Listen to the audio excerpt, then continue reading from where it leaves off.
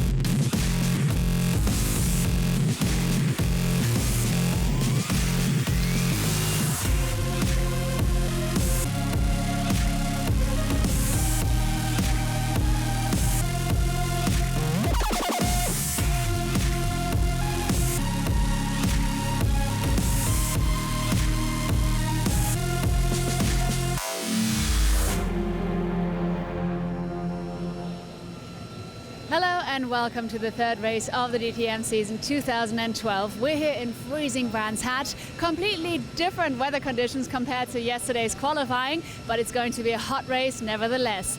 In the first row we have Mercedes-Benz, so it's going to be a very, very exciting race here. And with me is former DTM champ and now Formula One star Paul di Resta. Paul, it's the new era of the DTM, and now with BMW joining us, 3 manufacturers, it's a lot more exciting. What do you think? No, definitely. I think also coming back here to the UK, you can see the amount of new fans you have with BMW joining forces with Mercedes and Audi. The main thing is I'm here as a guest of Mercedes-Benz. They're on the front row, and one of my best friends is there and doing well in the championship. So we'll be here to support and hopefully celebrate something nice tonight. All right, thank you very much. Do enjoy the race. Thank you, Paul. And now to our commentators, Dave and Andrew. Yeah, thanks very much, and a sizable crowd here. Let's check out the circuit with the Hankook animation. Of course, a very quick lap, just over 40 seconds. We look down on the start-finish line as the BMW and the Audi are staged. And of course, it's an uphill start, as you can see. Very, very tricky start there with a camber change, and then it's into Paddock Bend. You go into it unsighted, one of the great corners of motor racing, and diving down the hill and then up to Druids, down to second gear there, and then dive down the hill again, and then left through Graham Hill Bend, and this straight, so-called straight, just curves and curves and curves. Fourth gear, then turning right and into fifth, accelerating all the time now, coming out of clearways in sixth gear now, accelerating up to around 227, 142 miles an hour. And that's one quick lap. Let's go to Verena. She's got Mr. Eckhart with her. But first, give you the length of the track, 1.9. I'm now here with Matthias Ekström. Now, the qualifying yesterday, not too promising for you. You're starting from P8. How do you feel about that? Sure, it's not great to be on P8 on the grid. We wanted to be further up front, but here at Brands Hatch is very, very close. And if you don't get everything spot on, P8 is what you get.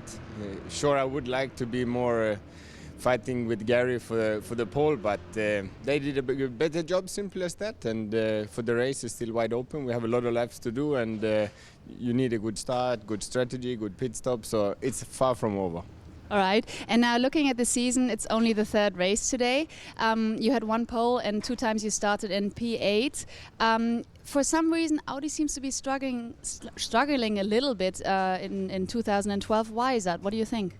I mean, generally the DTM now, say the new DTM era with the new cars, it's very, very close in terms of lap times and competition. So that we have a little bit back foot for the moment can be, but as you know, Audi, they are going to work hard to catch it up again, to have the 100s and 10s on our side, because this is what it's all about. You have to find pace in qualifying to start up front, and then you have to be consistent for the race. And I mean, BMW and Mercedes, they're also not sleeping, so two hard competitors, and I mean, we're also fighting to try and catch them. But so far we had some decent races with important points, but hopefully more is to come. And now let's talk about the race today. Last year in Brands Hatch, you were second place. Do you think that's a good omen for the race today? Yeah, I think a good start will be the key. I've been practicing a lot, so I know I can make a good start, and let's hope that I get a clear run up to turn one, and then hopefully I survive the first lap, and it would be nice to have a quick car and feel confident for the race. Absolutely. Best of luck. Thank you very much, Matthias. Yeah, let's check out the grid, and I have to say Eki looked a little bit on the ragged edge yesterday. Gary Paffett puts it on the pole. He's won here before. Christian Vittoris on the front row, and all Mercedes front row of the grid. Then it's Bruno Spengler and Mike Rockenfeller, who a year ago was on the pole here. Spengler, of course, fresh from that win at Lausitz. Then it's Martin Tomczyk, the reigning champion, and the Portuguese driver Philip Albuquerque making a very good qualifying. Then Adrian Tambay, likewise good qualifying for the young Frenchman, and Matthias Ekstrom, who we just heard from there. Then it's Augusto Farfus, who looked quick in most of practice and qualifying. Jamie Green alongside him. And then the next row of the grid, P11, Eduardo Mortara and Miguel Molina, both in Audi A5s. Then it's Joey Hand from California and Britain's Andy Priaulx, who hasn't raced on this Indy track for some 10 years, he tells me. Timo Scheider and Roberto Merri, the reigning F3 champion. Behind them, it's Robert Wickens and Ralf Schumacher in positions 17 and 18. Then Dirk Werner and David Coulthard. David disappointed to be back there in 20th place. Penultimate row of the grid, or final row of the grid, it's Rahal Frey and Susie Wolf. And let's go down to Verena, who's got Gary Paffett with her. Here I am with Gary. Now, Mercedes-Benz is in the first row. You're in pole. Couldn't be any better. Are you at all worried about the weather? Of course we have to be. I mean, it's very grey. They say it should be dry, but you never know what's going to happen. So it's very difficult. A race like this, where it could be wet, is quite difficult. If it's completely wet or dry, it's no problem. This is a bit more difficult, but we just got to take it as it comes. And you have a good feeling for winning the race? Yeah, I'm confident. You know, we've got a good car and the best place to start. So yeah, we're in a very good place, but we've still got a lot of work to do. Best of luck, Gary. Thank you very much. Back to you guys.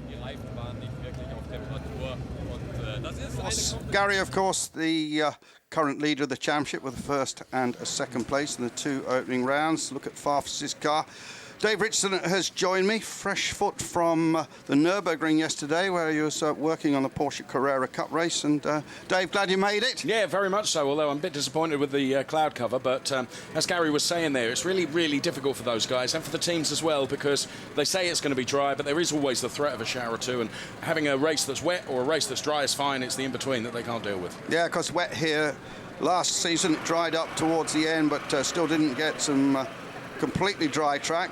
They're looking at Matthias Ekstrom, former champion in the Red Bull Audi A5, all new cars for this season, and just see a little bit of the carbon fibre monocoque they sit in. It's the same monocoque for all three manufacturers. They hang their own suspension, their own bodywork on it. Big smile from Edo Mortara, the well, I like to call him Swiss. He says he's Italian. Oh, okay. He speaks French most of the time. Edo Mortara. There is Adrian Tambay, who is the son of former Ferrari Grand Prix driver Patrick Tambay. Impressive quali from Adrian Tambay, Andrew. Yeah, again, the young man's doing very well. Won that drive in a shootout only 3 or 4 weeks before the start of the season, ousting Rennie Rast, who thought he'd got that seat all sewn up. Albuquerque, good qualifying from the Portuguese driver in his second season now. Gives us a little wave. And, of course, it's all action round here, Dave. Talking to Norbert Haug at breakfast suggested there may be some slightly different strategies here. We might see a very, very short second stint, middle stint, maybe only a couple of laps between them. Really? Just it is so difficult. I asked Norbert, how do you find a decent track to find a hole in and he said, well, we're looking at the GPS, but we're also looking on the second sense, or seventh sense, I should say, as well. So, Martin Tomczyk, there's Mike Rockenfeller, who was so fast here a year ago. So we're getting ready for this race here at Brands Hatch. Round 3 of the DTM is coming up.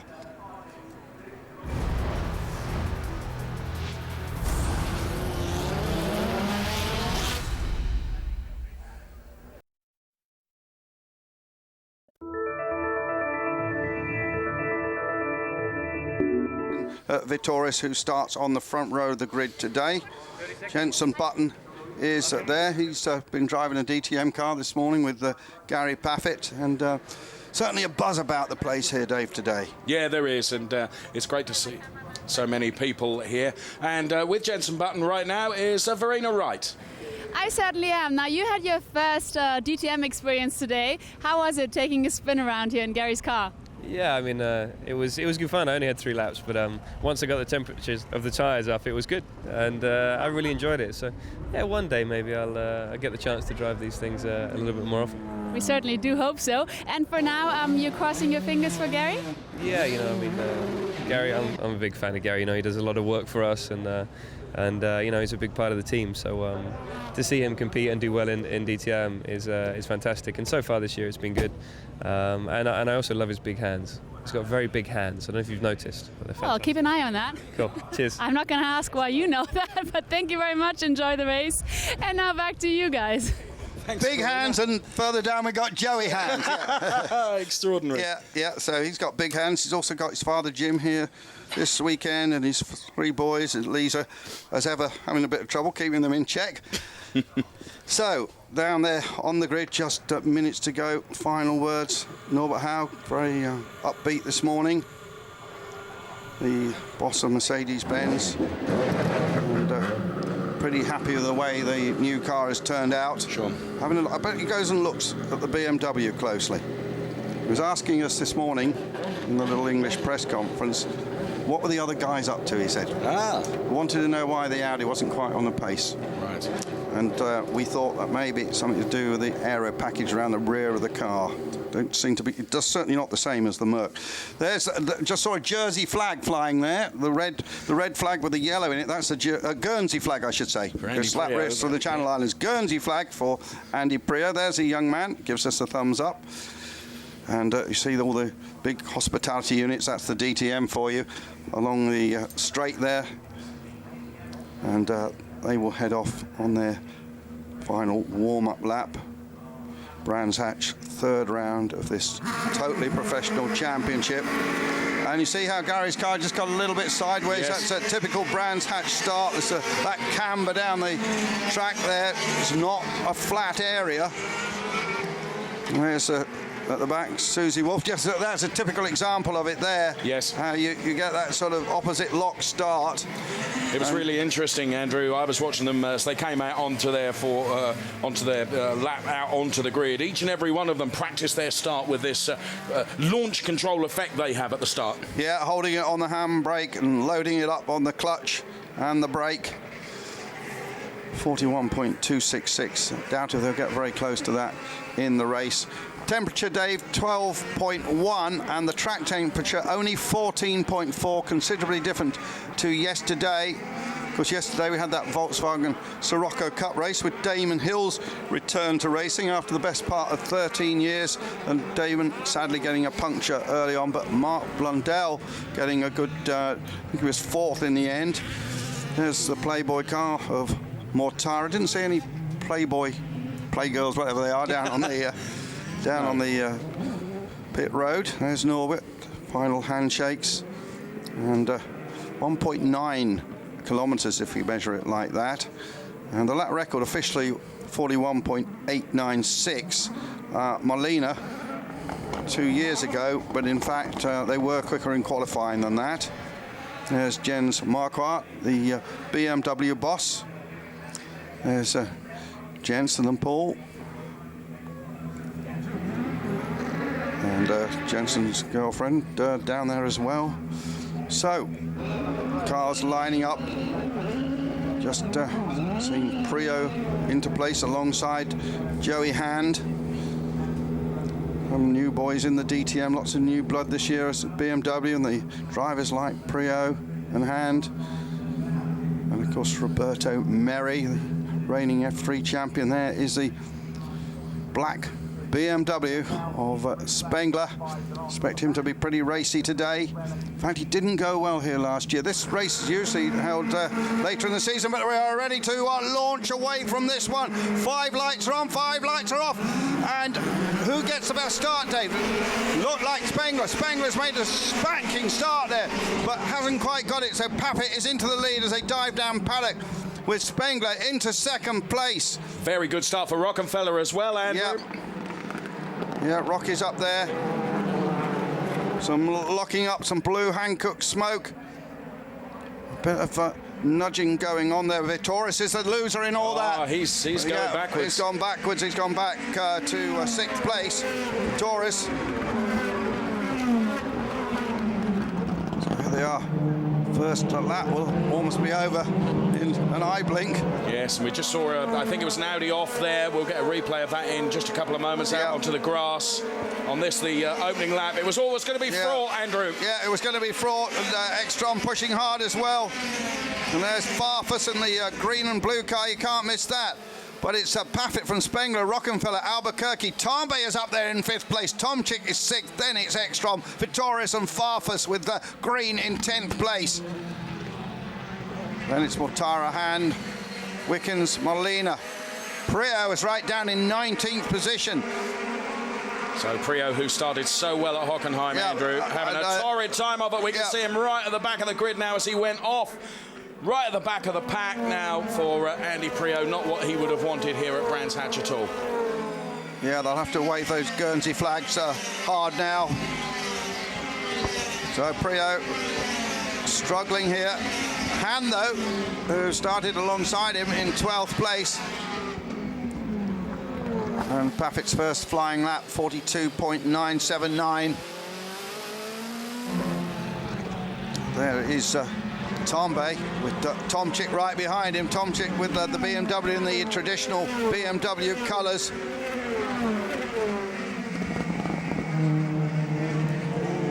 BMW running the 6 cars through 3 different teams, including the famous Charlie Lamb team of Schnitzer. Charlie Lamb's birthday yesterday. Spengler driving a Lamb run car. Paffett in the lead. But Spengler pushing hard. Torres back to 9th place. All that hard work in qualifying came to naught there. We ride on board with Farfus. 8th position at the moment for Farfus. Yeah, chasing Ekstrom. There is Rockenfeller, the best of the Audis, in 3rd place. It's Mercedes first, it's BMW second, it's Audi 3rd. Then it's Audi, Audi, Audi, Audi, till you get the next BMW. And there is Ekstrom. Gain the view from Farfus. Brilliant shot then from Farfus as he dived to the outside to approach Paddock Hill Bend. And here we're riding on board with Farfus now. Some brilliant onboard shots showing us exactly what it's like from inside the cockpit of that car. V8 powered racing cars, giving close on 500 horsepower. They sound absolutely awesome. They've been shaking the Kentish countryside here. And now what's this is before the pit window. Somebody must have a puncture. I'm assuming it's Prio. So we'll see if Prio comes in. That'll very much compromise his race. Because he'll still have to make the 2 mandatory stops as well, Dave. Yes, he will. So Prio stone last at the moment. We're expecting him into the pits. We can see the team getting ready there to receive him. And as you've said, Andrew, that's really going to compromise because he's still going to have to take the mandatory stops as well. Yeah, well, he just went past the pit still out on the racetrack, so maybe he thought he had a puncture, radioed into the team. They've got ready, and now he feels that the tyre is still inflated. So Prio still running. Tambay in 7th place. Young man out of single-seaters, racing that Lola Zytek last year. in the AutoGP series. So fantastic aerial shot there from up on high of Augusto Farfus. Then down Paddock Hill he goes, chasing Tambay. And there you can see on your screen the difference between Adrian Tambay then and Augusto Farfus, as once again we go back on board with Farfus then in this BMW. Farfus, one of the first drivers to be announced for Team BMW going back some months now, Andrew. Yeah, now announced at the same time as Andy Priaulx. Of course, they were teammates previously in the World Touring Car Championship, where Andy's had some great successes here at Brands Hatch, but it doesn't look as if it's going to happen today. Priaulx just done a personal best in the middle sector, so I think that tyre is well up, and it's Pappett who's now 0.7 of a second ahead of Spengler, and there is Albuquerque doing a fine job in fourth place. Felipe Albuquerque from Portugal, another man with a lot of single-seater experience, particularly as a teenager, bit of a junior protege. Second year in the DTM, holding off Martin Tomczyk, the reigning champion. Tomczyk, the man who won this race last year, and that was one of the turning points which gave him the championship over Spengler, who only finished 7th here last year, struggling in the wet weather. We're on board now, Andrew, with Jamie Green, who perhaps didn't qualify as well as I had expected him to. Or as well as he expected either. Now this is a good battle. Albuquerque under a lot of pressure now from Martin Tomczyk. Tomczyk with that huge history of racing in the DTM. Over a decade he's been racing in this series. But always with Audi until this year. Bit of a surprise when he made the jump to BMW, trying to line it up into Paddock Hill Bend. But so difficult to get past here. Still Spengler in second, Rockefeller in third place. And of course, Rockefeller's car run by Phoenix Racing. And they've also got cars today running in the Nürburgring 24 hours. So a lot of pressure on Phoenix Racing. 2 programs running simultaneously in that 24-hour race in the closing stages now there at the Nürburgring. But let's concentrate on this race with Gary Pappett in the lead, with Spengler second, Rockefeller in third place, Albuquerque, Tomczyk, Ekstrom. Yes, and Ekstrom now getting onto the back of that battle with Albuquerque and Tomczyk. There we can see the Mercedes boss Norbert Haug there on the pit wall, as we see Gary Pappett leading with Bruno Spengler second. Then it is Mike Rockefeller. Just see him into the shot now. Then it's Albuquerque, and then it's Tomczyk and Ekstrom. Yeah, Tomczyk, there he is. He really is harrying the Audi in front, the blue machine, flames spitting out of the V8 engine. Go back on board. Paffett now has pulled away a little bit more, Dave. Look, 1.1 seconds to Spengler. Now, Paffett, of course, has gone into this round with his confidence sky high, Andrew. Absolutely. Last season was, by his own standards, absolutely atrocious. But this year, he's like a different driver again. Yeah, I think his best result last year was here with 4th place. This race, as I was going to say a bit earlier, Dave, a swap basically with the Zandvoort race. So usually it's in August, but it's swapped over with Zandvoort this year. So a spring race, and Jamie Green just on board with the number 5. This season, slow start, didn't start until the very end of April. We've had 3 races in 4 weeks. A lot of pressure on all the teams. Pultara and Green, that's the battle for 10th place. And let's see what Jamie can do about that. The man originally from Husbands Bosworth, near the Mallory Park racetrack in Leicester, now lives in Monaco. Lives just around the corner from Paul de Resta. That was the start as Spengler Vittorius just seemed to bog down, didn't he? Vittorius had a torrid time of it, didn't he, at the start? Even Albuquerque getting past Vittorius there, even before they get into Paddock Hill Bend. He really did go backwards, Andrew. Yeah. You're right. He was so slow off of there, wasn't he? Yeah. Well, it's difficult to start these cars, and he's down running in 9th place at the moment. And just looking at the splits, personal best PB for Tambay and at Farfus last time around. As we check out that start from various angles. And Ekstrom having Tambay coming right across his nose. Yes. And on the inside, Tomczyk coming up. Great shots, look at that. And Ekstrom trying to go the long way around up at Druids. Fastest part of the track, just there, Dave. Yep. 227 kilometres an hour in 6th gear, and that's 142 miles an hour. They have to knock off that 60 kilometres an hour, go down a gear for Paddock Hill Bend. There's Jamie Green with the red mirrors, flames licking out the side of this Mercedes-Benz. Family of a C-Class, all carbon and composite bodywork. Sits on this chassis. Had a good look at one in Lausitz. They had the chassis on display, very interesting. The steel tubular roll cage bolted to it. Big safety cell. These cars were designed for safety. They are actually heavier than last year's cars. They're Timo Scheider, the number 4 car.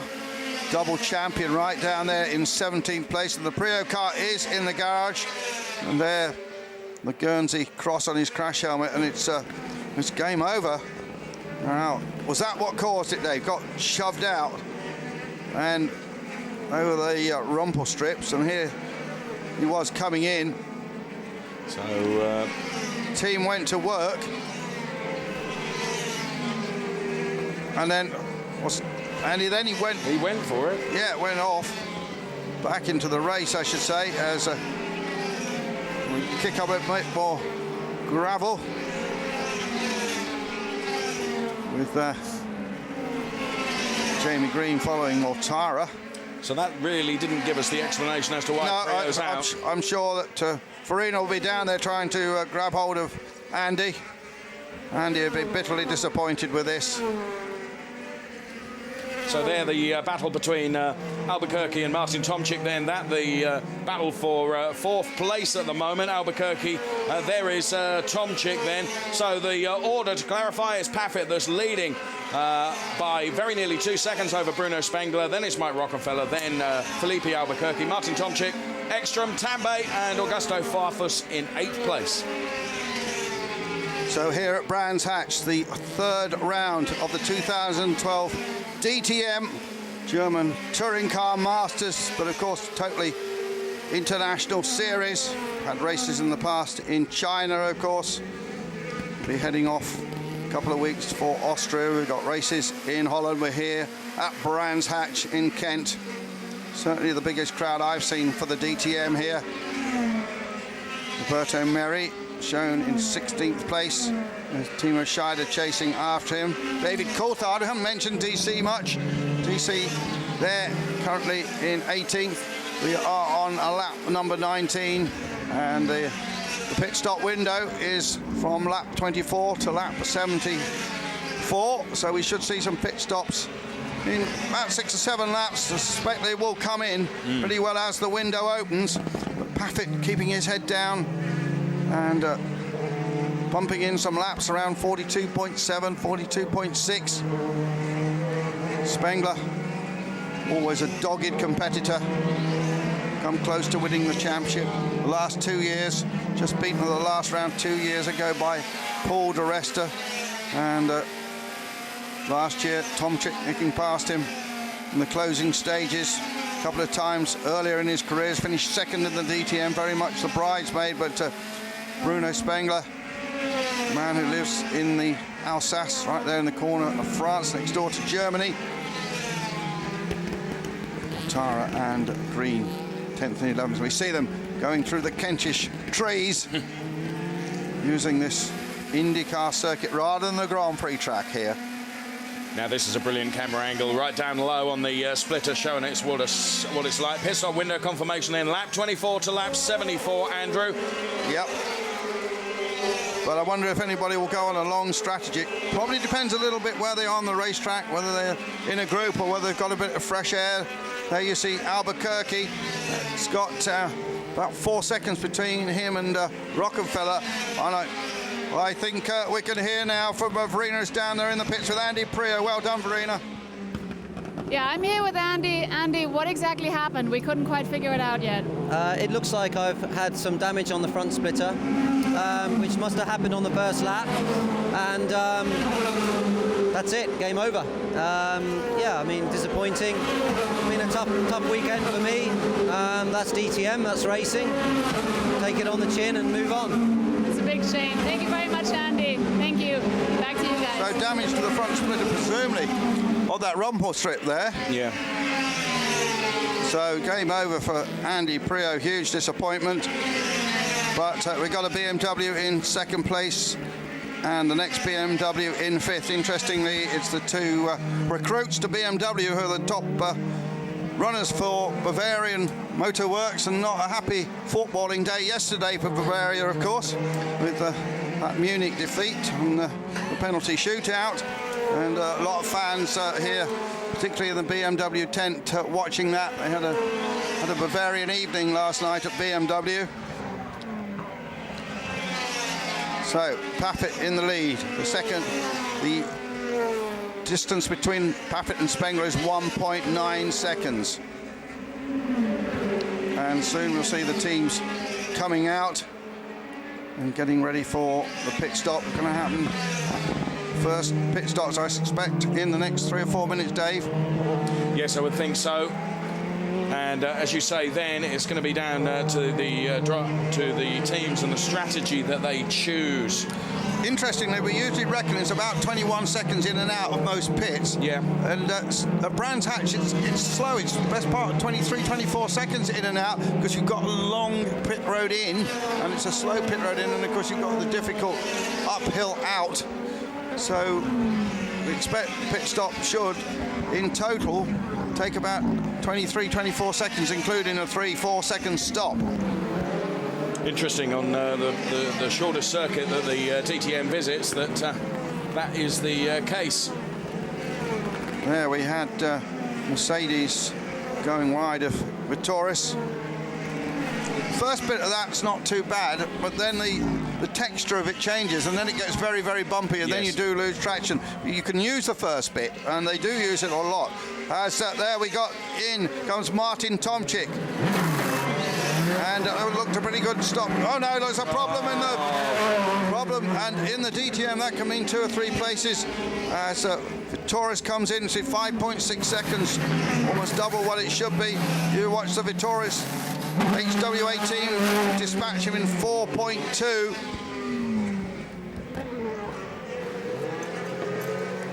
And again, see what that pit stop was.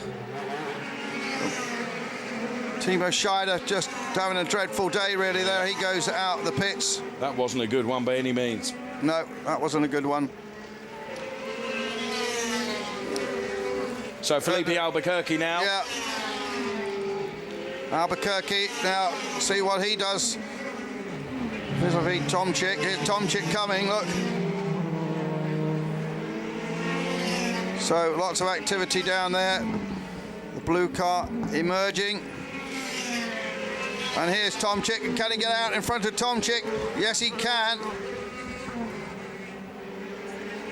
So he stays in front of Tomczyk.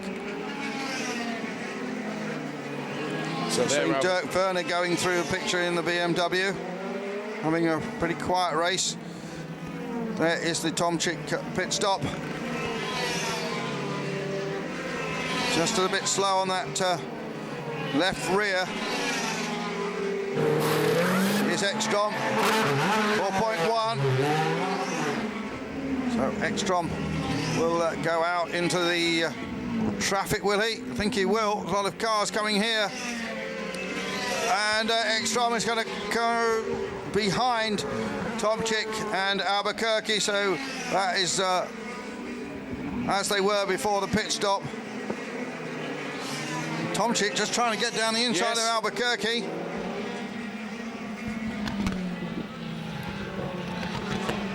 So Paffett, Spengler, Rockefeller still out there. Not seen them through yet. Paffett has built, Andrew, 2.5 second advantage over Bruno Spengler now. Yeah, Gary putting in consistently quick times. It's not about one spectacular lap. It's about that consistently putting in those quick times as Jamie Green, sorry, Ralph Schumacher, I should say, comes in. And 4.6 for Schumi. There's Tomczyk. And then this little group here, nice little. And Timo Scheider running all the way down there in 20th place. But yeah, the key point, Dave, at the moment is the pace of Gary Paffett, and it looks like a winning pace to me. And Gary chasing his second win of the season, and it'll be his 18th DTM victory. We're talking maybe a bit too early here, but that will take him level almost with Nicola Larini, fourth most winning driver in the DTM if he achieves that. Albuquerque and Tomczyk battle. They're still really raging there, and Tomczyk taking a look up to the top, but wasn't close enough to be able to do anything. And as you've explained on many occasions, Andrew, opportunities for overtaking here at Brands Hatch are limited. It's not impossible, but it is limited, and you've got to pick your spot and be absolutely committed for it. And off the most popular one is into Paddock Hill, but he's certainly not close enough to be able to do it this time around. Well, that's why these pit stops are so important, of course. And here is Farfus coming out, and Ekstrom comes out. Oh no, that was Mortara, wasn't it? There's Ekstrom. Torres going through, everything mixed up at the moment. Still 10 cars to... So now Paffett is, of course, in traffic, isn't he, as those cars have come out of the pits, Andrew? Yeah. It might be the time for Gary to come in. Yeah. Absolutely. It's got to be the time to pull Paffett in. Tambay makes his pit stop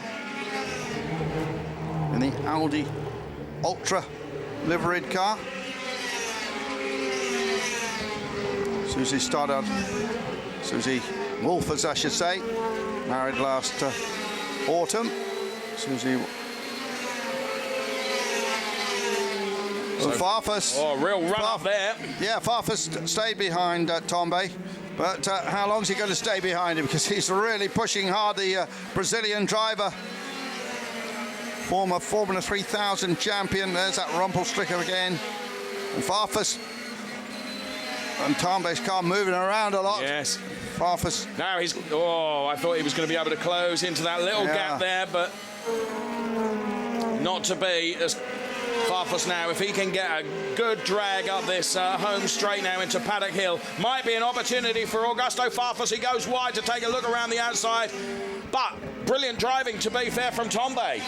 Yeah, Tambay really having another, and then Farfus having another look down the inside up at Druids. But is Paffett still in the lead? 2.2 seconds now from Bruno Spengler. Old teammates of the past now, fierce mark rivals, and they're staying out there at the moment.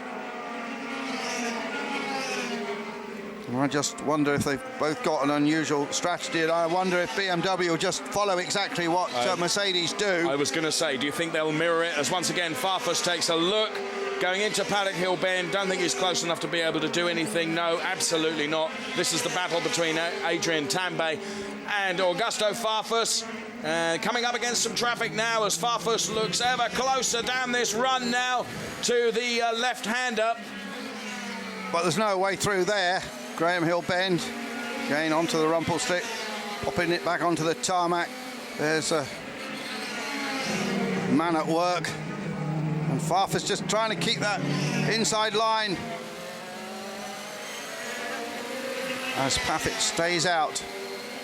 And we've still got 8 to make their pit stop. And elevated people like Joey Hand up to 5th. Jamie Green's up to 4th. Jamie's a guy that tends to go on some different strategies at times. And Farfus, again, he had another little look. just trying to worry Tambay into a mistake. So Tambay will be up against Susie Wolf in just a moment. You can just see Susie Wolf's Mercedes. There it is. There is Tambay. There is Farfus. Now, I wonder if this is going to perhaps hamper Tambay and play into the hands perhaps of Augusto Farfus. Interestingly, I saw Farfus and Prio both on one of the pit bikes this morning, and it was Prio driving and Farfus very much the passenger. Completely the reverse now in the race, Andrew. Yeah, that's certainly correct. And now they go past Susie, who leaves them a bit of space to race.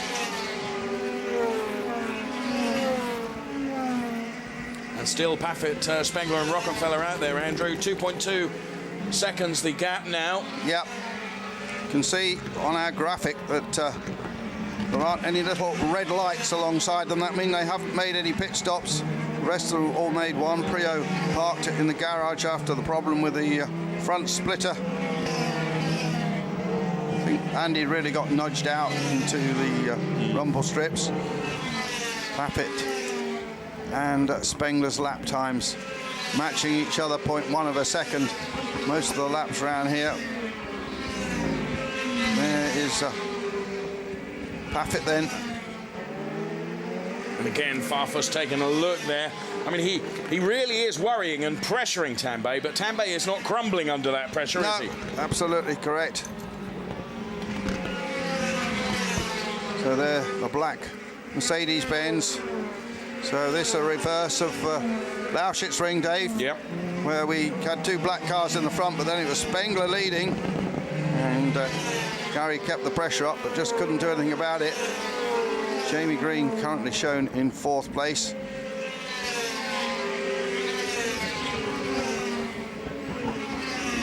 "22 cars makes it a pretty busy 1.3 miles.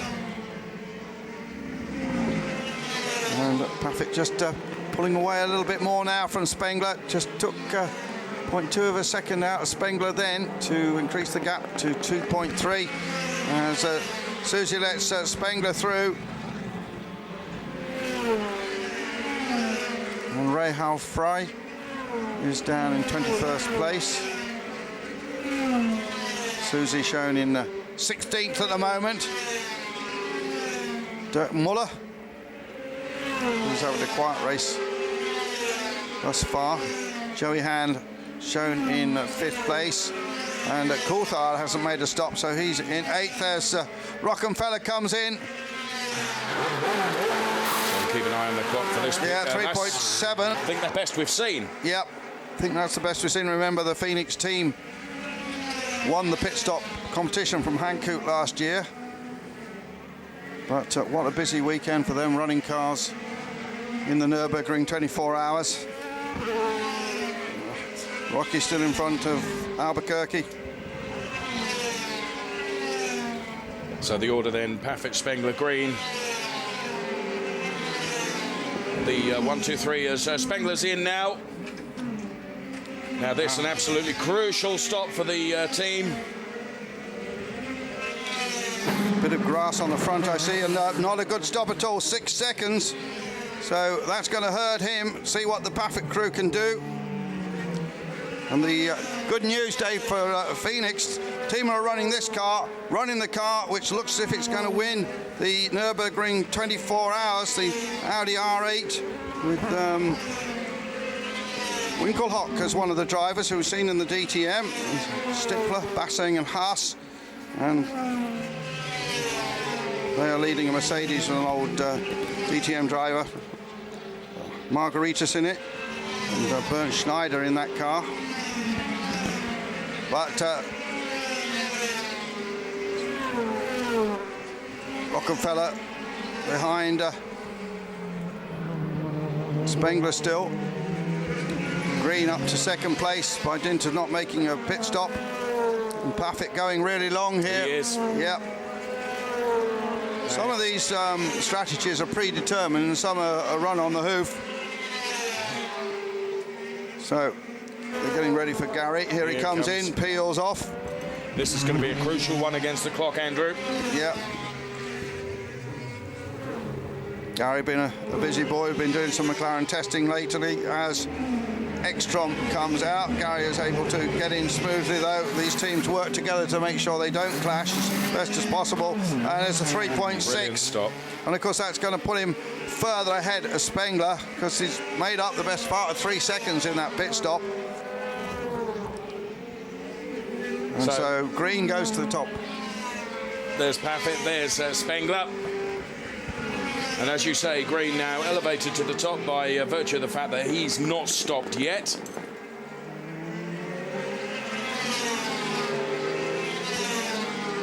So long stints then from both Paffett and Spengler. But even longer from Green and Coulthard. Sure. Yes, I think Jamie Green and Coulthard the only two that haven't stopped now.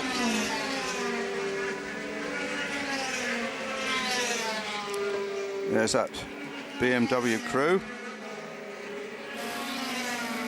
Yeah, that is an impressive camera angle, that. It's lower than the driver sees, of course. Yes. Jamie Green currently leads. And I wonder where he'll cycle back into this. Well, I think Jamie Green is going to, when he makes his pit stop, he's going to pop back into the race in about 11th place, actually. Right. False dawn, really. Yeah. But getting some camera time. But Jamie would be so disappointed. Started the season well. Hockenheim was right in the wheel tracks of Gary.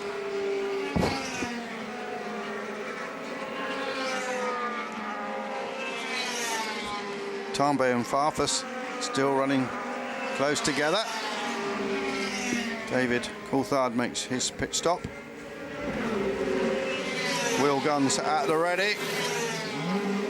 This looks a pretty good stop. 4.2. A little bit different to the Formula One pit stops because they have got the air jacks, which of course they don't have in Formula One. And you have to stick a jack under it and lift the car up manually. These, it's plug the air line in and up they go. And just to reiterate, no fuel being put in this year in the DTM. That's one of the many rule changes we've had. We've also had change in the point structure. We've now got the full Grand Prix point structure. There's now a manufacturer's championship as well. So Green still hanging in there. And just done a personal best in the first sector, Jamie Green. And the team are readying now. Yep. For... well, not this time. No. So Green. So with that personal best, even at, where are we, lap 45, still those tyres are working for him. Yeah, well, that's what they say about these Hankooks. They stay very consistent. And we know they'll go at least half race distance. Mm. And they don't drop off very quickly. I'm used to Formula One this season, the tyres dropping off very quickly. Off the edge of the cliff, they say these tyres aren't like that. Much more progressive. That's the way they've been engineered. And this time is Green going to come in? He's got that sort of attitude. No! Thought he had the attitude on the car that made me think he'd turn into the pits, but no, he's hanging out there and trying to get some. Green just done a 42.9, but the Paffett is doing 42.5s. Right.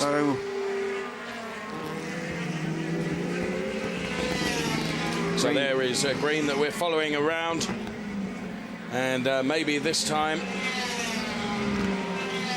there's Augusto Farfus then, who obviously frustrated that he couldn't get by Tom Bay. Yeah. He's jumped early and short middle sector, so we'll take these tyres to the end of the 98 laps.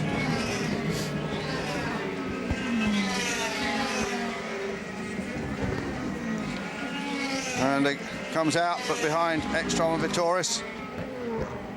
So Gary's not made a pit stop and is ahead of Farfus as Green finally comes in the Chrome car. And out. See where Green comes back into the race. Be around 10th place, I would think. There, behind Mortara. Just saw at the back of that shot, I think it was Tambay that was in for his second stop as well. Yep. Timo Scheider, quite a few of them been in and quickly out. Farfus started it. And once these second pit stops are over, then we'll see the pattern. Tombay still in front of Farfus. They've made their second stops and nothing changes. No. And between Tombay and Farfus now is Paffett.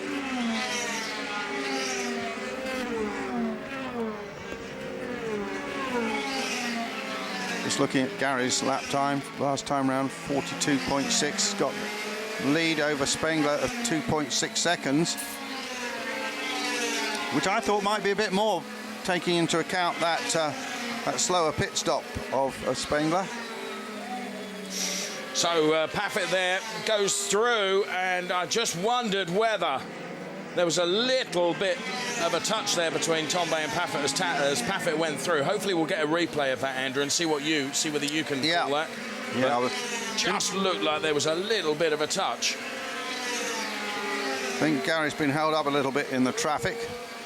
The gap is now down to 2.5 of a second.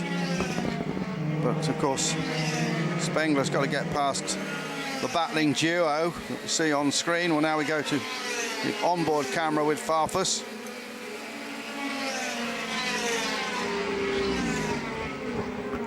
And there is Spengler.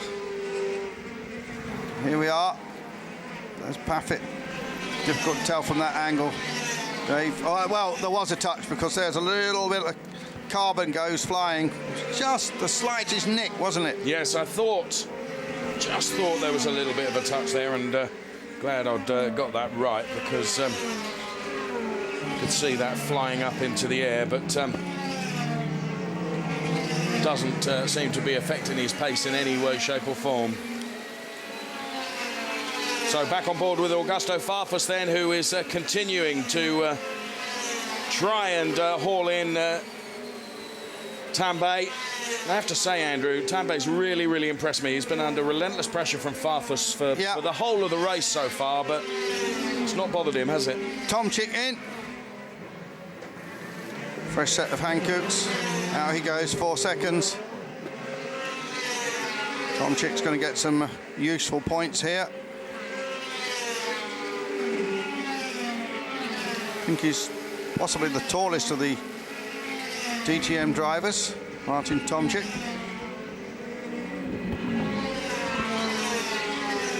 And Tomczyk out nice and cleanly in front of Ekstrom.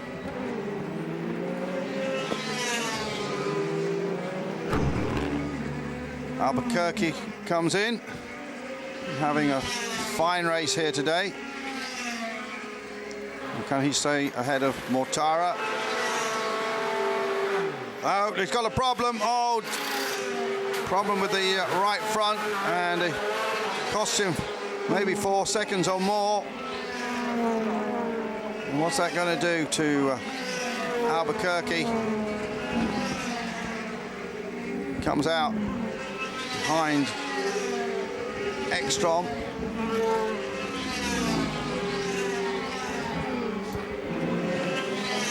And I think he fell behind Vitoris as well, dropped 3 spots there. Oh, that was a nightmare, wasn't it? Yeah, well, we see it was only 3 seconds extra, wasn't it? Makes all that difference in the DTM, everything's so tight here at Brands Hatch, and indeed in the whole of the DTM. Now, Paffett really, really in traffic now, Andrew. Yeah, Paffett had increased his lead to 3 seconds over Spengler, but now he's got Albuquerque ahead of him. Here's the pit stop. Front wheel goes on.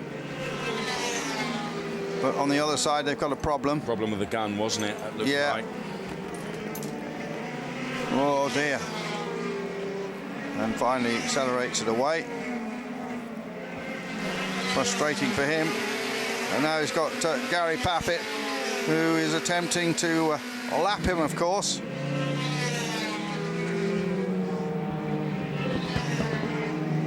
Spengler, of course, is also caught up in traffic, isn't he? Yes. And Albuquerque is letting him go. Just keeps it wide enough. Good driving there from Albuquerque. We look back at the Portuguese racer.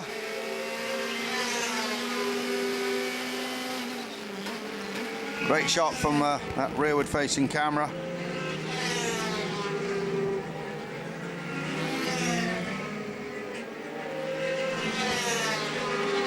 Yeah, there it was highlighted. That really don't think that will. And it was one of the dive planes from the front of the Audi. It's gone. Yeah, from També's car. That's what got clipped. So there then is Gary Paffett, our race leader, who's done one of his 2 mandatory stops. And his lead over Spengler now some 3.1 seconds. Then in third is Rockenfeller. Joey Hand is in 7th place at the moment. Wickens is in 8th. They have yet to stop for a second time. Still, Farfus chases after an Audi. Pretty physical round here, Dave, as well. You know, there's a lot of G around this circuit. You're turning all the time.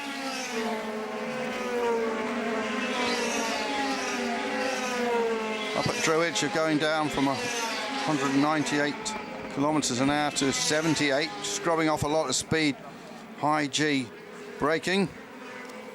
And this is a penalty for Ralf Schumacher. Failure to respect the pit lane speed limit. They do have a button that's meant to keep them onto that pit lane speed limit, but for another pointless day it'll be for Ralf Schumacher. And that car's being retired. Timo Scheider. Desperate day for him. And, that's the view out of the back of the paddock. Out of the back of the garage. Well.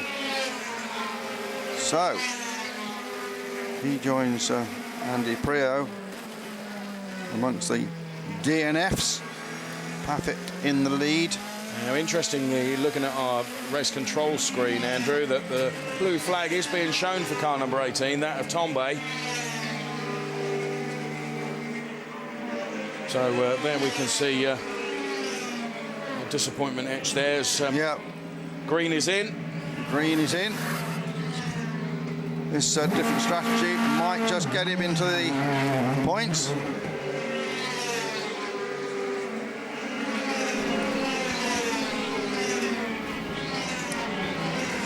Oh, that was tight, wasn't it?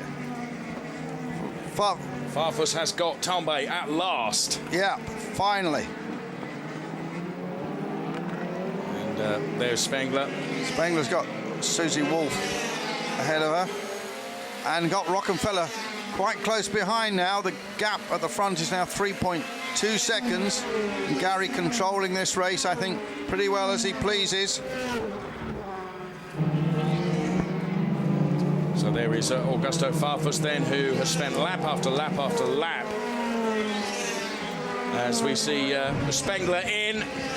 So as I was saying, Farfus lap after lap after lap behind També. At last manages to get through. There is Spengler looking for a good time from the team for Bruno Spengler to get him back out. 4.5, Mike Rockenfeller in as well. 3.7. So Rocky quickest of those two, or Rocky's team quickest of those two, as both rejoin on track now. Here comes Bruno Spengler. And there, Mike Rockenfeller. And Rockenfeller out just in front of Joey Hand. So most people have made their second stop, but Paffett hasn't yet. Yeah, still to stop. Paffett, Mortara, Molina, Joey Hand. And Gary would love to win this one. He hasn't won here at Brands Hatch in the past in the DTM. Last season it was Tomczyk, 2 previous years it was Paul de Resta, before that Timo Scheider. In 07 it was Bernd Schneider, in 06 it was Ekstrom. Now it's Mortara. the Playboy heads out. 5 seconds from Mortara. That wasn't a quick one. Yeah, that wasn't a quick one. So there we see Mortara. So the pressure will certainly be on Paffett. And Mortara gained some positions, though, I think, Dave. You see he's in front of Albuquerque. There is Green. Green had a short middle stint. So we've just got Hand, Coulthard, Molina and Paffett to make their final stop. So we're 2/3 of the way through. And Paffett's in now. Yeah, well, the window will close fairly soon. So here comes Gary. Done this so many times before. Got to stop on his mark. Fantastic. TV art there, yep. Just clean the grass out the front. It's not a quick stop, but it's probably just about good enough to get him out 4.7. And Molina, of course, yet to make his second stop, but where's this put Bruno Spengler? Well, it puts him closer, doesn't it? It does, just a little. Yeah, we can see Gary Paffett now. And that looks like less than a second to me. Over the final third of this race now, Spengler really has got a target that he can see. Yeah, Spengler's strung together some very quick laps. So Molina, the temporary leader here at Brands Hatch. Soon he will stop. There's the pit stop, different angle. Look, that Was gun. there. Yeah. And do you know what, Andrew? Something you said right at the beginning of the pit stops is every 1/10 of a second there is absolutely crucial, isn't it? Yeah, it is. So what is the gap between...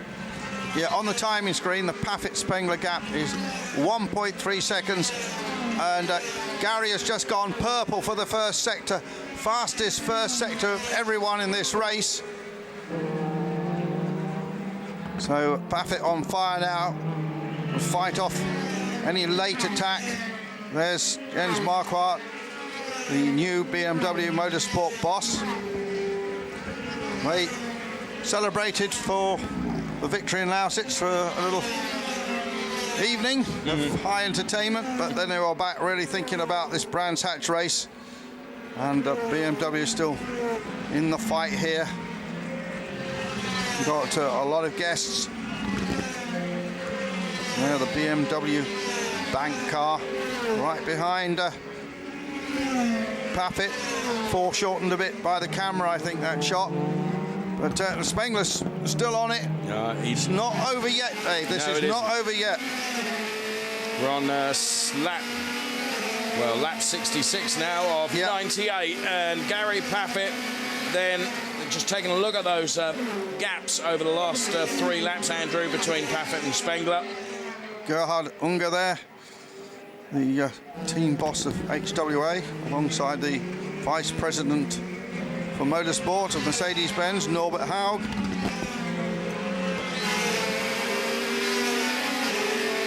Molina stays out for the moment.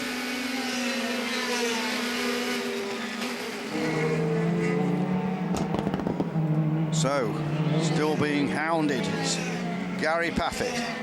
Originally from Bromley, just up the road, now lives out in the Suffolk countryside. And Molina, in the second of the Red Bull cars, comes in and out.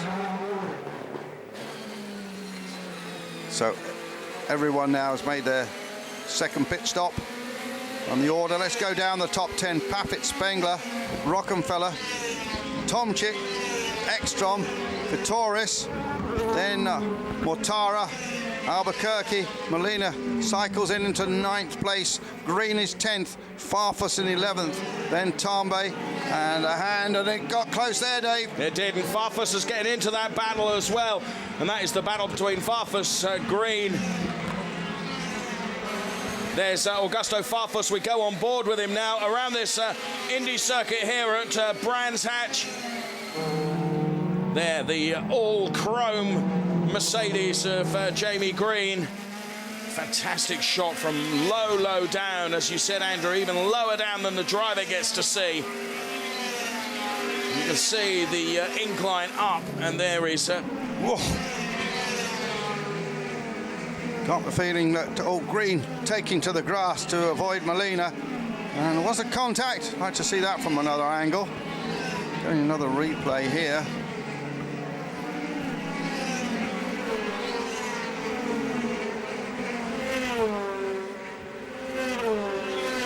So that Albuquerque, Molina, then it's Green and Farfus as we go back on board with Augusto Farfus at the back of that pack, if you like. All seem to have calmed down just a little bit on this lap. So Gary Paffett continues in the lead, has led from the start, and bar the pit stop interludes, has dominated this race, but has been kept exceptionally honest by Bruno Spengler, who is still only 1.4 seconds behind. Then there's a gap of about 5 seconds to Mike Rockenfeller.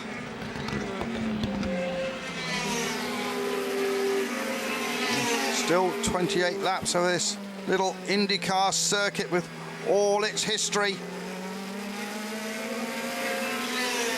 And a phenomenal crowd here at Brands Hatch to watch this race unfold, Andrew. Paffett, Spengler, Rockenfeller, as we see Dr. Wolfgang Ulrich from Audi looking on.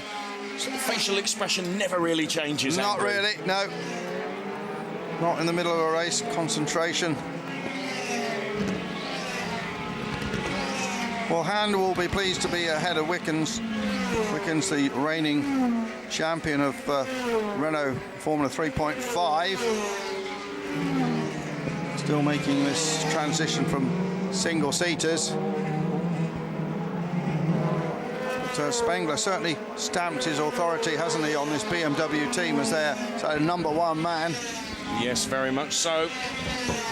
Plastic bag flutters around in the wind. And Molina and Albuquerque there, and Molina does go through. Yeah, Iberian Peninsula battle.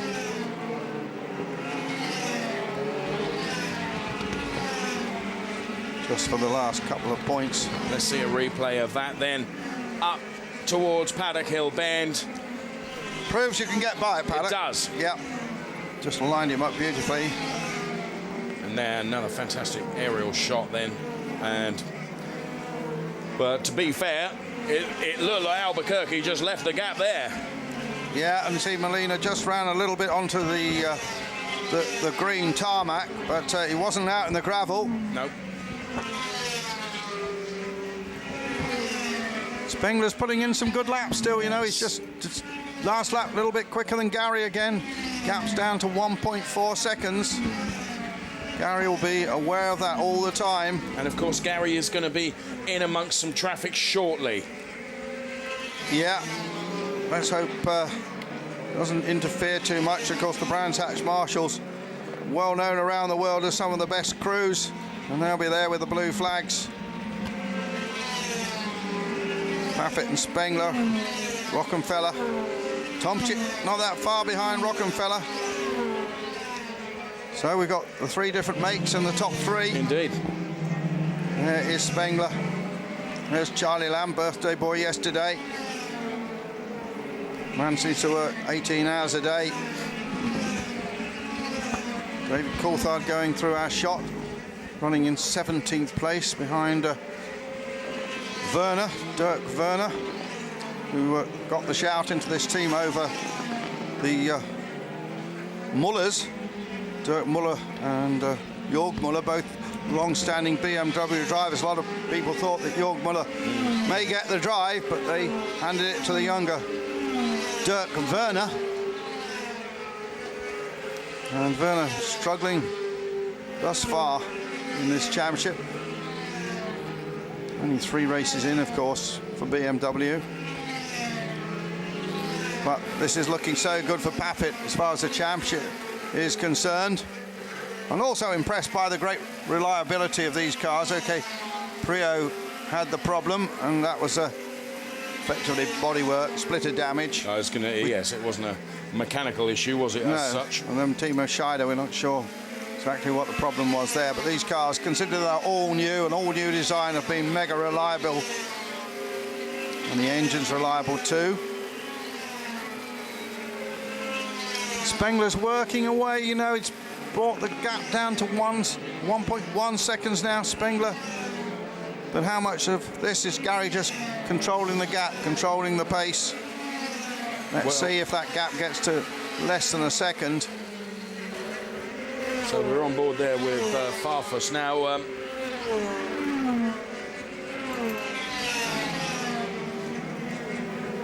Jamie Green and Molina there. Yep. I'm not sure they did touch, actually. Oof. Well, the engineers...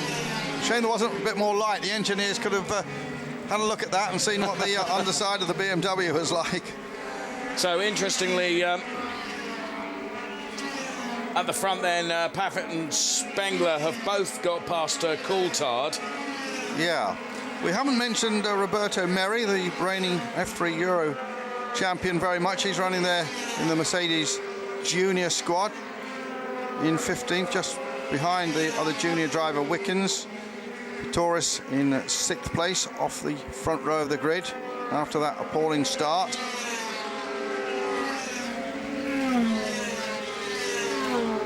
So next up for Gary Paffett and Bruno Spengler.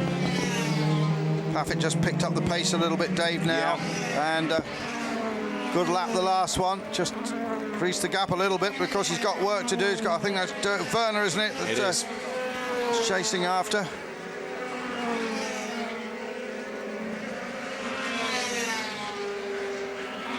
And yeah, given an easy path through from Werner. Werner certainly won't impede Spengler, and Werner be wondering how can he go that quick and I can't. It's the same. So now with 20 laps remaining, Andrew, and a gap last time round of 1.4 seconds. Be interested to see what it is this time.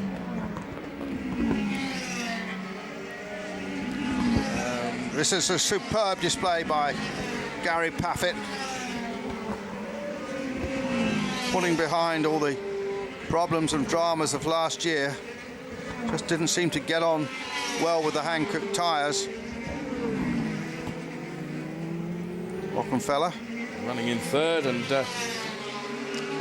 no doubt looking forward to next month's Le Mans 24 Hours.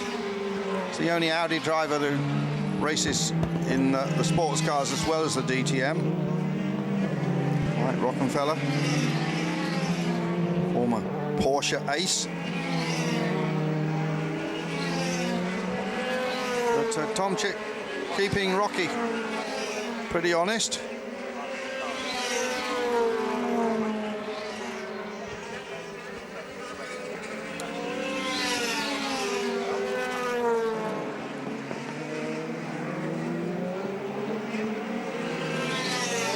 Just looking down the timing chart, see who's putting in some quick laps further down the field.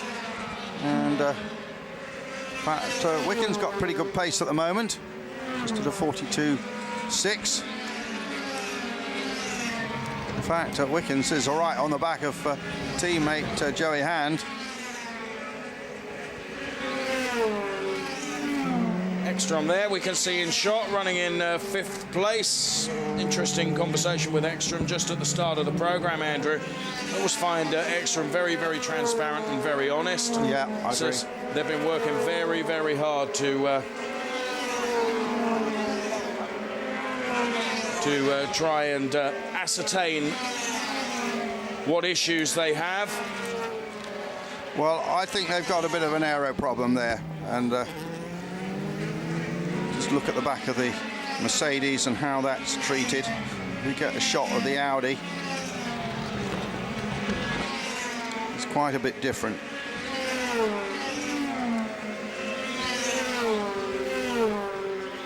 Again, there's Molina passing Mortara.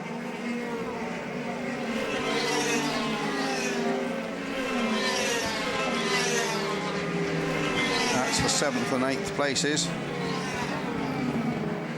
Now, what you were saying earlier about Paffett really is caning now and is increasing the gap between him and Spengler. 2.2 seconds is the gap now. And now it's gone out to 3.5.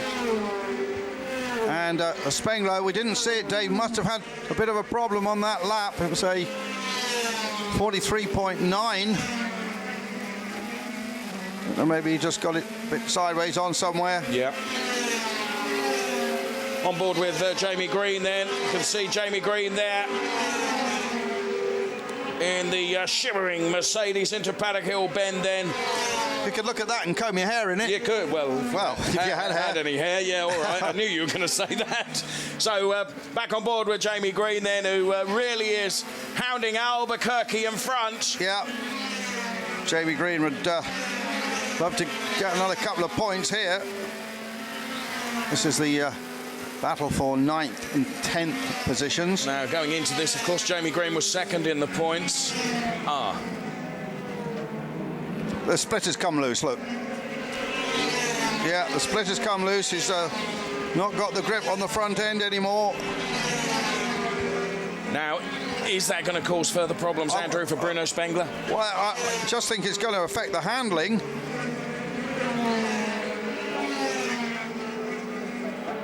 See, it's sparking all the time. Well, that's not a real problem, but it's just the lack of downforce. You're not going to get the full effect.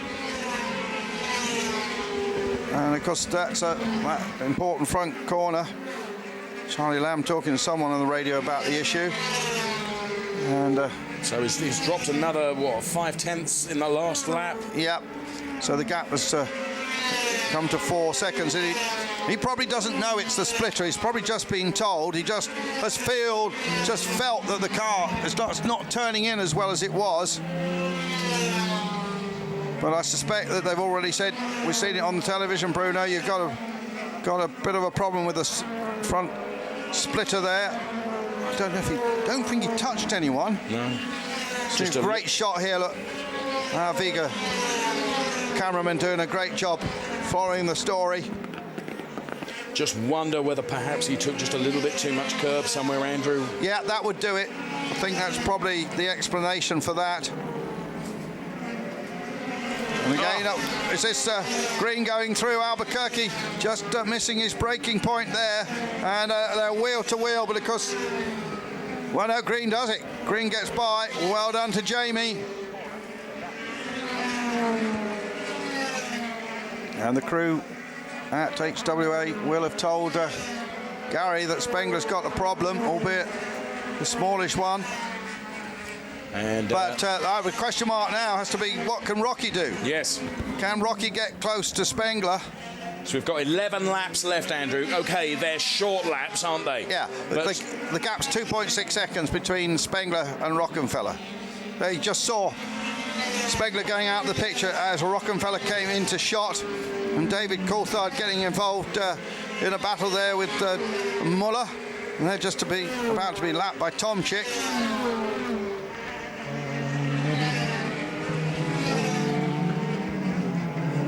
Again, Paffett increased the lead now to 4.4. There Tomczyk goes through. There's Bruno. It's got to hang on now for second place. Any chance of snatching this in the closing stages from Gary, I'd say, out the window now. Yes, it's going to be defend. There's Tomczyk. Tomczyk pushing. And Rockenfeller, I say, pushing Tomczyk next up. So Spengler now is, as you say, he's not going to be able to get on terms with Paffett. What he's going to have to do is theoretically just drive that car and defend for all it's worth, because Rockenfeller will be aware of this, won't he? And he'll be... I think Rocky's going to be on his tail, right on his tail, in the next couple of laps. Little shake of the head from Marquardt. Ernst Moser from the Phoenix team, also shaking his head. So there is second place Spengler, there is Rockenfeller, visibly closer now. Well, yeah, 43.3 from Spengler last lap. It's not at all bad, actually. But Rocky, 42.576. Paffett, Spengler, Rockenfeller, Tomczyk, Ekstrom, Vittorius, Molina, Mortara, Green and Albuquerque are the top 10. The big battle is for a second place now, and that's it on your screen. The yellow and green Brazilian coloured car, although it doesn't have a Brazilian driver, chasing after the French-Canadian Bruno Spengler, and they are visibly closer now. It's only 4 or 5 cars length. Can Spengler hang on for the remaining 7.5 laps here at Brands Hatch on this cool day? And now it's right with him. But the next thing is getting past, of course. Of course it is. So looking at the team bosses there. So there is Bruno Spengler. Do you know, I got the feeling that Rocky might just do this. Just had one win in his Grand Prix career last year at Zandvoort. He's right with him now, look. And Spengler is struggling. So it just proves, Andrew, that just what not an error, but an accident like that, where a piece of damage can lose you so much downforce. What a difference it makes to Bruno Spengler's lap times. You can see that now. The team wait with almost the anticipation of dread. Yeah, what about Druids this time? Can he get down the inside? And see, Spengler's probably got quite a lot of understeer now, not getting the downforce. Can he keep it in or just make the apex? And then Rocket will try and dive down the inside also, and just hasn't got enough space to get through this time. But he's got another 5 or 6 goes at it, and that's the most likely place. So right in the wheel tracks of Bruno Spengler, struggling with a handling problem now with the damage to the front splitter. Paffett almost 5 seconds in the lead. Vittorius has still got Molina and Mortara right behind him, and Green right behind them.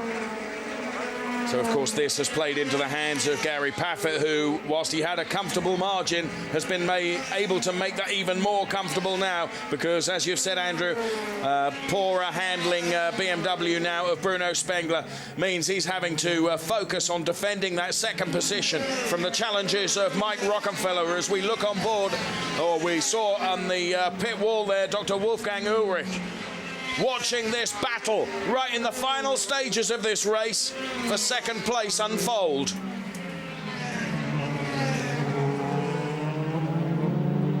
Spengler, though, is managing to hang on at the moment.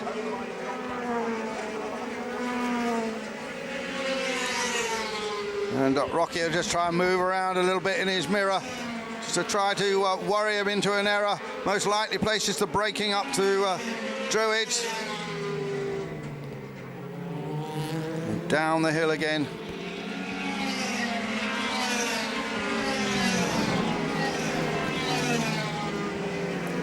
And there a replay of Jamie Green. Here we can see it from Jamie Green's splitter cam.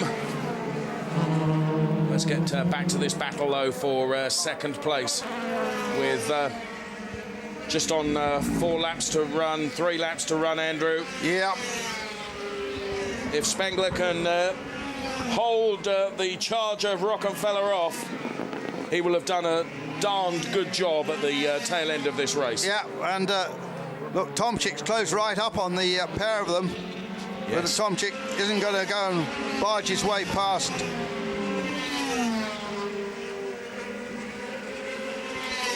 them, I wouldn't have thought. Just hasn't got enough race left.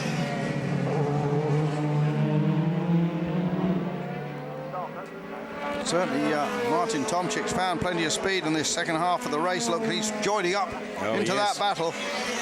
Of course, if he could get past Rocky, then he can help defend for Spengler. But we're right in the closing couple of laps now, with Paffett with the 5-second lead.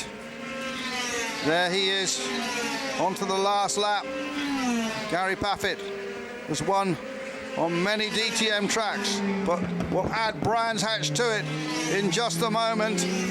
And here he comes towards the checkered flag in front of his fans and his friends and his family. And Gary Paffett is the winner here from pole position. And Gary Paffett finishes and no problem at the end. Well,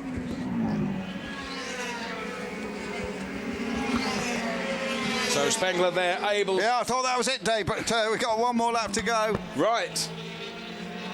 So, Gary Paffett will do it. Dave, you better take it to the flag now. So Paffett it is, who's got a comfortable lead.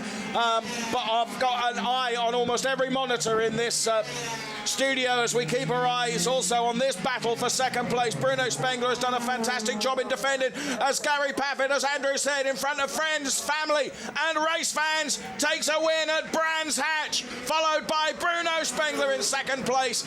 And then Mike Rockenfeller takes third. Norbert Haug claps his hands. Ekstrom will finish in 5th place from Vittoris Molina.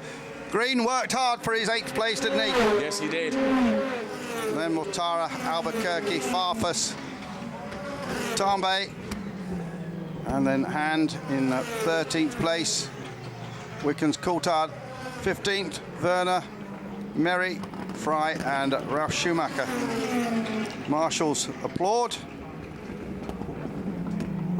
And that's nice that Paffett slows to applaud them as well. Now, of course, Paffett went into this round at Brands Hatch leading the championship, Andrew. Yeah. And that really, really cements that lead for him.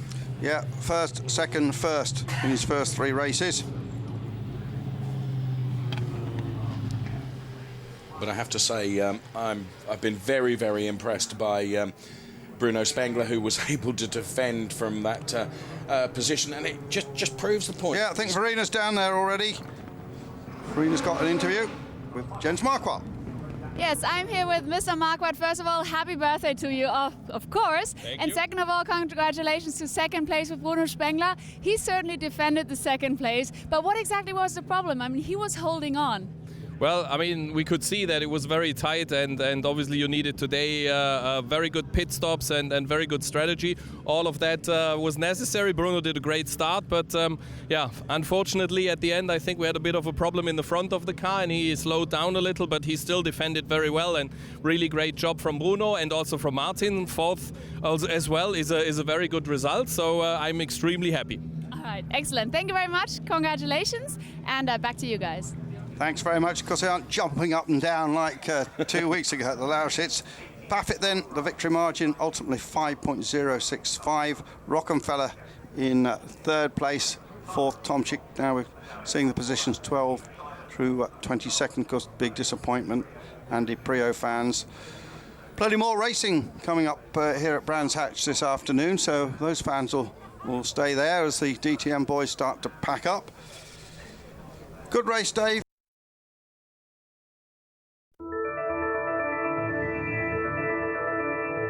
Get ready to get the drivers up onto the podium. Did I just see Jensen Button down there? Yes, I think you're right.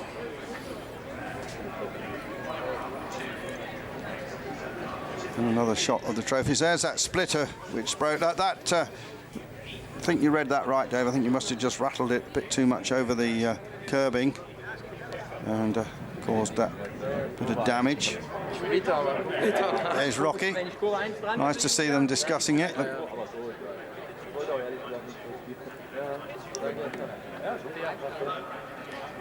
Yeah, so Rocky, as you heard Ernst Moser say, he's got cars in the Nürburgring 24 hours. And now we can hear from Verina with Norbert Haug. Yes, a perfect race for Mercedes-Benz. Congratulations, Mr. Haug. I mean, Gary Paffett really did ace this race. How proud are you? How happy are you? Yeah, I really am. And I mean, if you look back at the Lausitz ring, he was certainly there with a chance to win. And you know, he could have had a triple, but 2 first places, 2 wins, and 1 second in 3 races. That's amazing. It's reflected in the point standing. Obviously, he deserves it. He was a little bit a lonely cowboy because the other guys, Christian dropped back 7 places during the first lap, but recovered to 6, and Jamie came home 8. So not a bad team result, and we are leading all 3 championships. So I could not have wished for more. I bet. Thank you so much. Congratulations. Back to you two. Yeah, busy man, Norbert Haug. He'll be in his office, he told me, on Monday and Tuesday, and then heading off to Monaco. So there, an embrace from Jenson Button. It was interesting that Jenson Button said that Gary Paffett is so an important team member, of course, as well, because he does a lot of the testing, a lot of the simulator work. There's Marquardt. And indeed, just in the closing stages of the Nürburgring 24 hours, the Audi R8 of Team Phoenix is in the lead. I think maybe a lap ahead of the Mamarau Racing machine. And of course, Audi have never won that race. No. It's usually been won by a Porsche. But it looks as if Audi and Team Phoenix, what a weekend for them. So everyone getting ready for podium ceremonies. There's Rocky again, and Paffett. But the start, I was worried about the start, eh? And Gary's going to talk to Verena now. We hope. Well, certainly I'm going to try. Congratulations, Gary. What a fantastic race that is. You are really on fire up there. Yeah, it's an incredible start to the season, and incredible to win, especially here on my home turf. Great qualifying. First time in Brands Hatch. First time winning here in DTM, yeah, so it feels incredible. And being on pole yesterday was certainly the first step. And we got in front at the start, and then, was able to pull away at the front, so very happy. I bet you are. Thank you so much, Gary, and I'm just going to try my luck and ask Rocky maybe right there. Congratulations as well. You were really pushing hard, and you were very close up there, but 3rd place. You were very happy with that? Yeah, I'm very happy. I mean, after qualifying, I was aiming for podium position, and it worked out. I had a good start, good strategy, and I just kept pushing. At the end, I was close to Bruno because he had a problem, but I couldn't catch him. All right, well, still fantastic job up on the podium. Thank you so much, and back to you two. Up on the podium. And you look at Gary, joy written all over his face. Yep.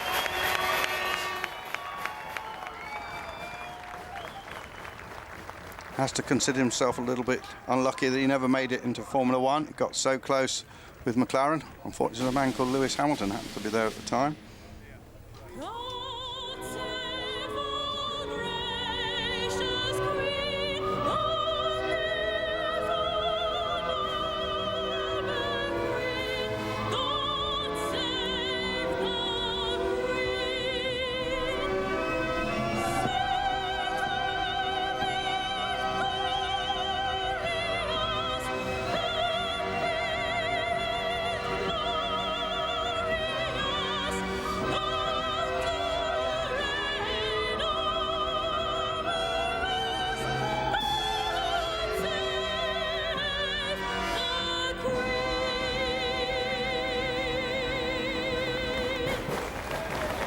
So the British national anthem sung beautifully there here at Brands Hatch. See Jonathan Palmer, the circuit boss and former Formula One driver, up there on the podium. Jenson hands over the trophy to Gary. And now the manufacturer's trophy is handed over to Stefan Guga of HWA.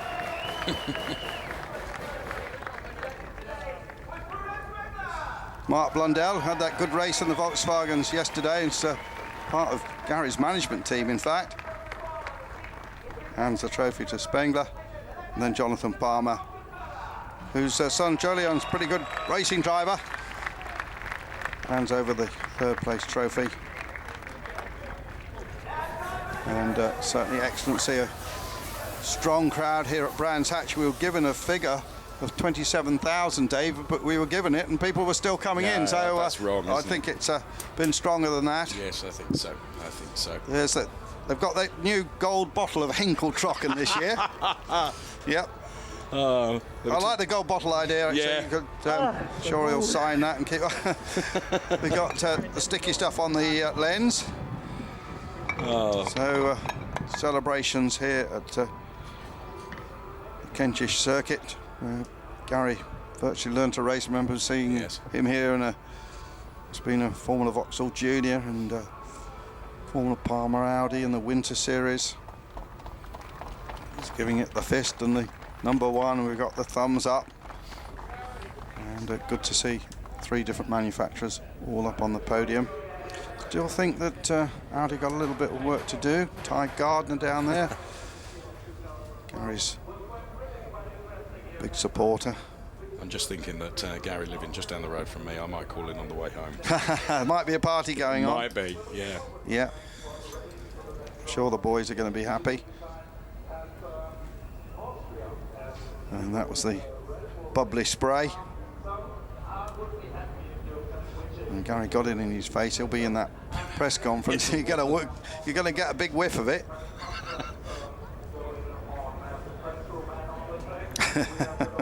Good shots there. Yeah, brilliant. In the replay. Dripping off the cap.